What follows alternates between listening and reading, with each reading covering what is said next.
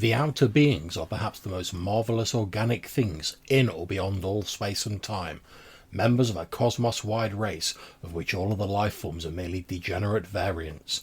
They are more vegetable than animal, if these terms can be applied to the sort of matter composing them, and have a somewhat fungoid structure, though the presence of a chlorophyll-like structure and a very singular nutritive system differentiate them altogether from true cormophytic fungi. Indeed, the type is composed of a form of matter totally alien to our part of space.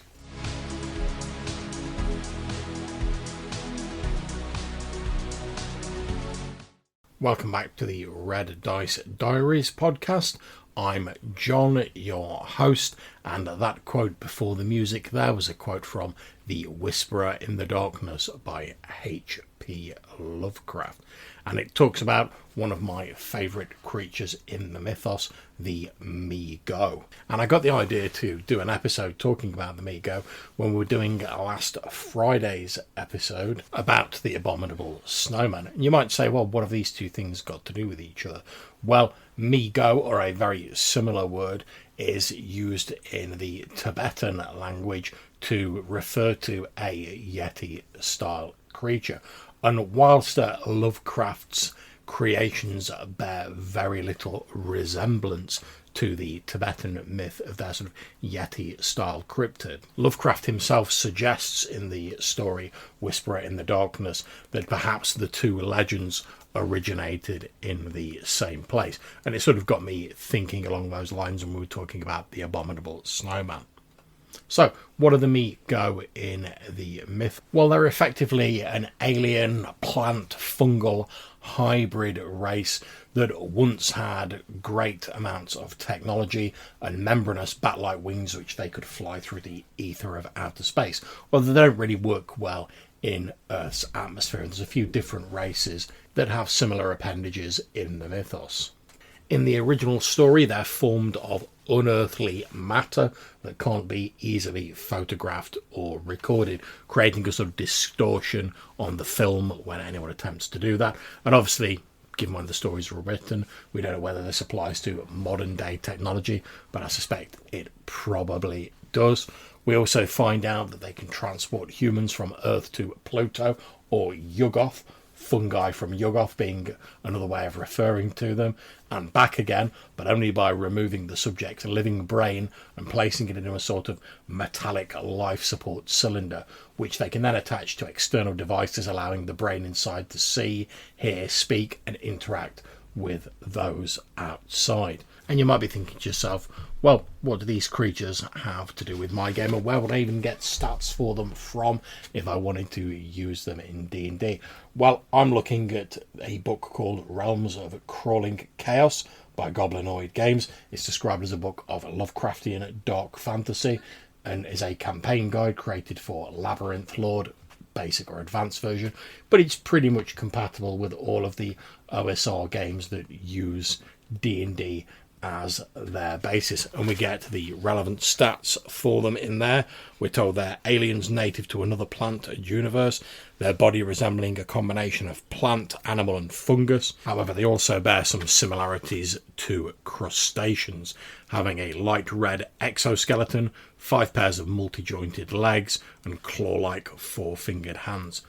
They can walk upright when they need to, and they are capable of surgically altering themselves so they can speak like humans, albeit with a strange buzzing tone. And this is one of the characteristics of them from the original story, that whenever they speak, it's through these sort of mechanical, organic augmentations that have this strange sort of buzzing, artificial tone to them. They're also described in the fact that they can apparently alter themselves in numerous other ways as well, giving us the impression that they have advanced sort of bioengineering technology they can use to make them suitable for certain tasks. They mine metals from the ground that are unavailable in the outer reaches they call home. They're amazing scientists, vast knowledges of chemistry, biology, engineering, and the like. And as we've said earlier, they also have the ability to remove the brains of people and place them in these cylindrical sort of life support chambers, if you can call the sort of strange living death it's implied that the people reside in when their brains are placed in these as living. So obviously, because this appears in the work of Lovecraft, it's an entity of cosmic horror that's designed to bring an element of alienness and the fear of the other into the stories. And that's certainly a way you can use them in your game. Again, all the caveats about sort of horror games that we've talked about previously, keeping the monster off centre stage as long as you possibly can, and only having vague hints to their presence, applies doubly here, because as we said in the last episode about the Yeti, any monster that's brought into the light of day and is placed in the spotlight inevitably loses something of its mystique, and that can be a stone cold killer for the mood of a horror game. After all, you can hear all you want about the savage humanoids that are reputed to dwell in the mountains. However, if they roll out and you're like, oh, it's 8 orcs, any suspense built up, any horror built up is instantly gone. Now, that's not to say good players couldn't still play through that scenario and have a good time, but it's not exactly the same.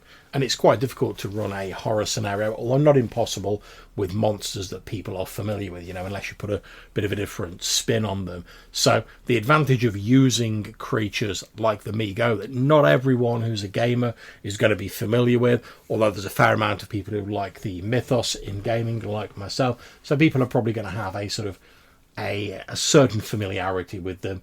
But because the story itself keeps their motives vague and a little indistinct, no one's really going to have the full story on them.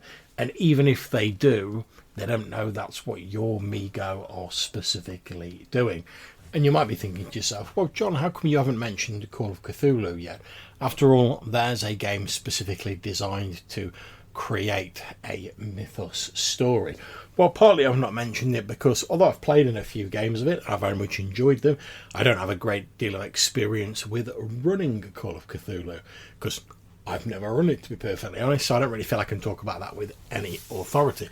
Whereas I've run plenty of D&D and OSR games, so I know a bit more what I'm talking about there. I suppose you could call that my own fear of the other, if you wanted to. But I'm mainly going to be talking about D&D games. I also think as well that Call of Cthulhu, because it has to explain things a little bit more in order for GMs to feel comfortable with running the game, I think in a way, unfortunately, as a side effect to this, and probably an unavoidable one, it does take away some of the mystery of the various creatures that are in it, particularly if you've read the GM's Guide, or whatever it's called, in Call of Cthulhu. So I'm not going to go into their exact stats, because, again, I feel like putting stats on a sort of horror creature like this sort of lessens the horror of the creature itself, because anything that's got a stat block can potentially be killed. It's why we don't normally bother like statting out how many hit points a god has got in a D&D game, because if it can be killed, at some point someone's going to try and kill it. So now I think you're far better, if you're going to use the Mi-Go in your game, to use them as a sort of plot element and rather than an actual baddie to be killed. So how could you use them in your game? Well, I would say the first way you can use them is as a menacing sort of infiltrative threat in a sort of invasion of the body snatchers style. In the story The Whisperer in Darkness, they use their artifice, their cunning and their technical engineering to effectively replace a man who is in contact with the narrator of the story and use him as one of their agents, or at least a facsimile of the man as one of their agents.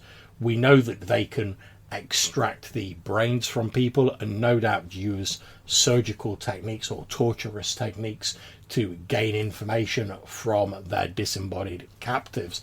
And I think that's one of the ultimate horror elements. I mean, if you imagine how little some players like it when their player characters are taken captive, can you imagine if you're not only taken captive, but your brain is literally removed from your body, and unless the Mi-Go choose to plug your brain cylinder in to these items that allow you to see, hear and speak, you're effectively in a sensory deprivation tank, to be honest. That sounds absolutely horrendous to me. And whilst I wouldn't really advocate sort of just yoinking player character brains out of their heads and putting them in a cylinder, because that wouldn't be very fun during the session. I think if they come across evidence that this has been done to other people, perhaps NPCs they know, or maybe ones they've even seen since, implying that they might not have actually been speaking to the real person, that you can start sort of laying the foundations of that sort of uneasy level of horror, which you can then sort of ramp up throughout the rest of the session. The next way you could use them is, as we've said, they are scientists and bioengineers par excellence, and they seem to have little qualms about altering themselves to make themselves better suited for certain tasks, whether that's talking to humans, mining rare metals, whatever. So it seems unlikely they'd have any qualms about potentially altering those deluded people and cultists who work with them. So if you want to introduce like a body horror element to a game, the Mi-Go are a good way of doing this, because you don't have to confront them directly, but if you confront the rejected remnants of their experiments and the poor misbegotten fools who placed their faith in them and then found themselves twisted into something inhumane, you could really get a great horror vibe from that. Another way you could use them is you could link them with this Tibetan legend of the Yeti, as H.P. Lovecraft himself did. You know, they both inhabit mountain ranges of that region, remote areas where they're not going to be disturbed, which explains why they've not come to light. And you could use an isolated sort of town in the middle of nowhere that maybe is like a staging ground or an experimental area for the Mi-Go, precisely because of its isolation. And then you get that sort of folk horror vibe of people from ostensibly a more enlightened place going into a strange backwater town, finding all manner of odd traditions, which at first seem quirky and harmless, if a little bit antiquated, but later on, as they start to sort of notice the suspicious gazes of the locals, delve into it a little bit more, they start to find out there's something much darker behind this.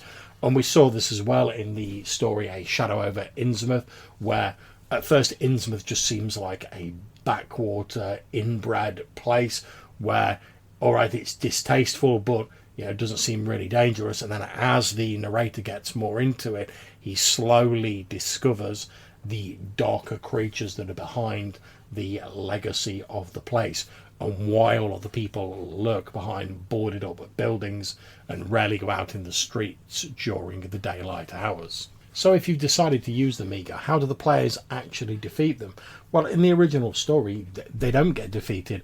They pretty much just up stakes and move on, having done their operations in the area, and the narrator finds evidence of their passing but knows no one will believe him, and it'll be suspected to be fraud. Now, that works great in a Mythos story.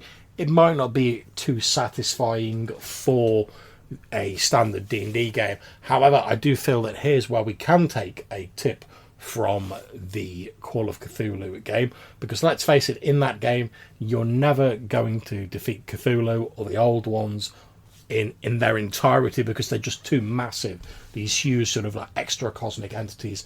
You're never going to like gut punch Cthulhu or like beat down Hasta. It's not going to happen. However, what you can stop is the cults of people who advance their will in the normal world. So I would advise focusing on that. So perhaps the player party never really see the fungi from Yuggoth, the Mi-Go, but perhaps they're able to stop their cult who are intent on performing some manner of blasphemous experimentation or ritual that is designed to summon a much worse creature into the world. And if your player characters can stop them, the Mi-Go write it off as, oh, this cult was a failure. They move elsewhere. The player characters find evidence they were once there, but can't actually stop the Mi-Go or see them themselves. But they know they've stopped this cult and they've prevented their dastardly plans. And I think that can work really well for a horror scenario. And also, because the Mi-Go are still potentially around somewhere, it gives you an opportunity to do a follow-up if you want to later on. So there we go. There's some ideas for using one of my favourite Mythos creatures, the Mi-Go. the fungi from Yuggoth in your D&D games. Hope you've enjoyed that episode. If you want to get in touch with us, maybe tell us how you've used Mythos stuff in your own D&D games, maybe you want to chat a bit about Call of Cthulhu, or anything else we've discussed recently, even if you just want to have a natter about RPGs, then you can leave us a voicemail message using SpeakPipe or Anchor, link in the descriptions down below, or you can send us an email to rddrpgpodcast@gmail.com. Until we see you again, take care, stay safe, and whatever you're playing, have fun.